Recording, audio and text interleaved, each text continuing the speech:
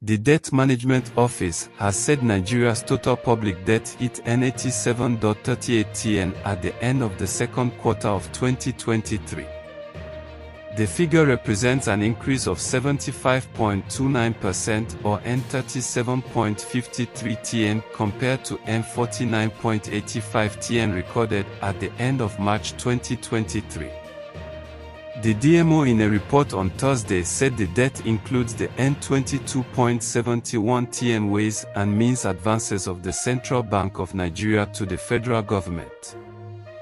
The DMO stated, Nigeria's total public debt stock as at June 30, 2023, was N87.38tn, $113.42 billion. It comprises the total domestic and external debt of the federal government of Nigeria, the 36 states, and the Federal Capital Territory. The major addition to the public debt stock was the inclusion of the N22.712tn securitized FGN's ways and means advances. The statement also noted that other additions to the debt stock were new borrowings by the federal government and the subnationals from local and external sources. It added, the reforms already introduced by the present administration and those that may emerge from the recommendations of the Fiscal Reform and Tax Policies Committee are expected to impact debt strategy and improve debt sustainability. The DMO had earlier projected that Nigeria's public debt burden may hit N77tn following the National Assembly's approval of the request by former President Muhammadu Buhari to restructure the CBN's Ways and Means Advances. The Ways and Means Advances is a loan facility through which the CBN finances the shortfalls in the government's budget. The Director General of the DMO, Patience Oniha, during a public presentation of the 2023 budget organized by the former Minister of Finance, Budget and National Planning, Dr. Zainab Ahmed, noted that the debt would be N70tn without N5tn new borrowing and N2tn promissory notes. However, the latest data showed that the current debt stock of N87.38tn exceeded the DMO's projection by N10.38tn. Further breakdown showed that Nigeria has a total domestic debt of N54.13tn and total external debt of N33.25tn. While the domestic debt makes up 61.95% of total debt, the external makes up 38.05%. The Punch also observed that there was a significant increase in both domestic and external debt within 3 months. The domestic debt rose by 79.18% from N30.21tn while the external debt rose by 69.28% from N19.64tn in Q1 2023. In its 2022 Debt Sustainability Analysis Report, the DMO warned that the federal government's projected revenue of N10tn for 2023 could not support fresh borrowings. According to the office, the projected government's debt service to revenue ratio of 73.5% for 2023 is high and a threat to debt sustainability. It noted that the government's current revenue profile could not support higher levels of borrowing. In a report titled, Report of the Annual National Market Access Country Debt Sustainability Analysis, DSA, the Debt Office said, the projected FGN debt service to revenue ratio at 73.5% for 2023 is high and a threat to debt sustainability. It means that the revenue profile cannot support higher levels of borrowing. Attaining a sustainable FGN debt service to revenue ratio would require an increase of FGN revenue from N10.49tn projected in the 2023 budget to about N15.5tn. DMO stated that the government must pay attention to revenue generation by implementing far-reaching revenue mobilization initiatives and reforms, including the strategic revenue growth initiatives and all its pillars, with a view to raising the country's tax revenue to GDP ratio from about 7% to that of its peer. The federal government would be unable to borrow a lot as it nears its self-imposed debt limit of 40%, the DMO said. To reduce borrowing and budget deficit, DMO stated that the government should encourage the private sector to fund some of the capital projects that were being financed from borrowing through the public-private partnership schemes. It added that the federal government can reduce borrowing through the privatization and/or sale of government assets. Over the years, Nigeria's low revenue generation has pushed the government to more borrowing. However, President Bola Tinubu recently expressed his administration's commitment to break the cycle of over-reliance on borrowing for public spending, and the resultant burden of debt servicing it places on management of limited government revenues.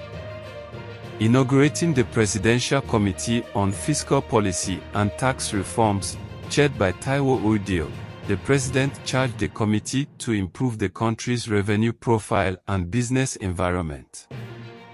According to a Monetary Policy Committee member, Odiola Adenikinju, regarding the fiscal sector, both the government revenue and expenditure underperformed between January and May 2023.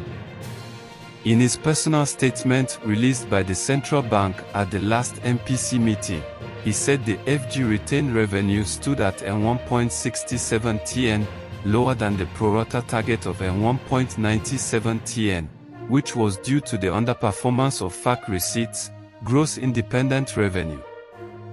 He said, in the same vein, total FGN expenditure as of May 2023 was N4.77tn, 27.8% lower than the budget estimate of N6.61tn.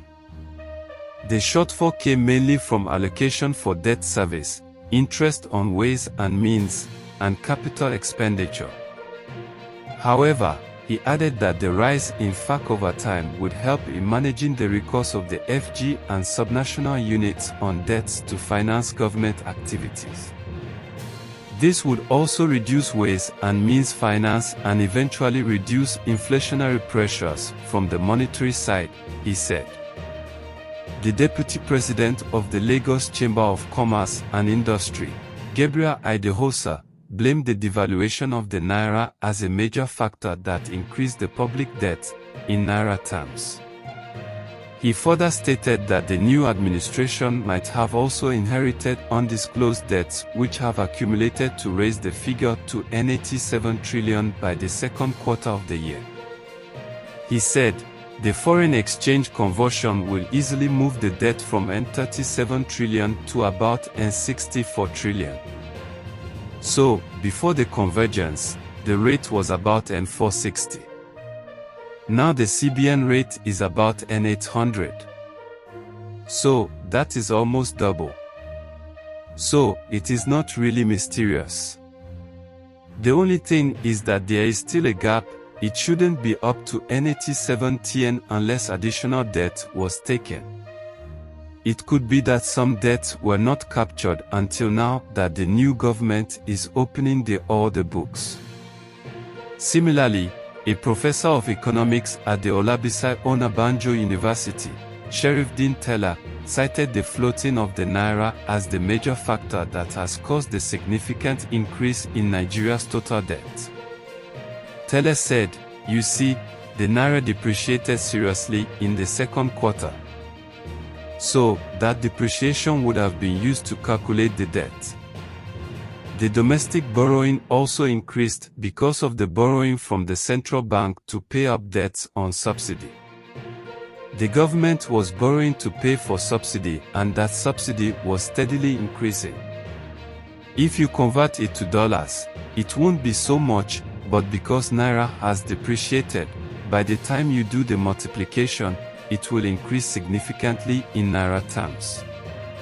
An economic expert and a former assistant head of research at the CBN, Professor Jonathan Aramo, said there was nothing wrong with debt but stressed the need to examine the reasons the debts were being incurred. He said, "Like I used to say, there is nothing wrong in borrowing. Borrowing is divided into two: when you borrow to finance the budget that is productive and boost economic growth, that is good. If it is borrowing to finance infrastructure, then we have productivity in the economy. But when you borrow for dead weights, i.e., to say it doesn't have productive uses, that is where the question arises. Any borrowing that is meant for domestic consumption, not investment, is a tax on the incoming generation and is not a sustainable borrowing." He noted that the country appears to be borrowing for the present population to be able to feed themselves, leaving the repayment to future generations. Aramo highlighted, "The money borrowed by the government from the CBN must be paid back within a year. That is why they call it ways and means. It is the way and means in which the government can use to augment its expense.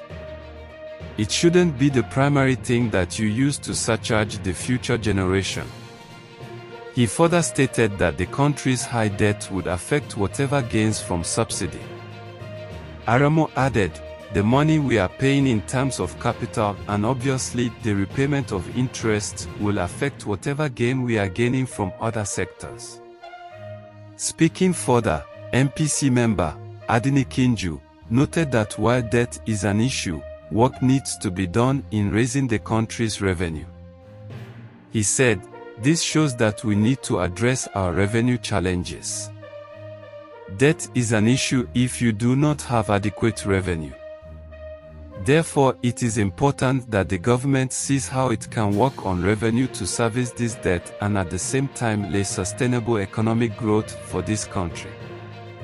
He stated that with some of the recent measures of the government, such as fuel subsidy removal, addressing the exchange rate issue and setting up a tax reform committee, would help the country grow its revenue base.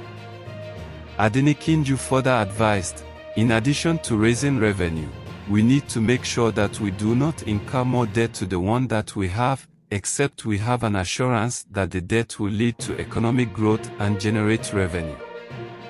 The issue of cost of governance has been raised, and these are things that the government has to look into. It needs to be addressed.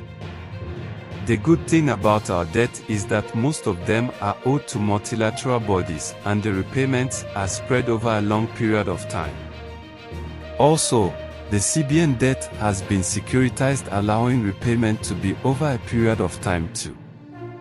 So, yes, we have debt, but the structure of the debt will not necessarily constitute an issue.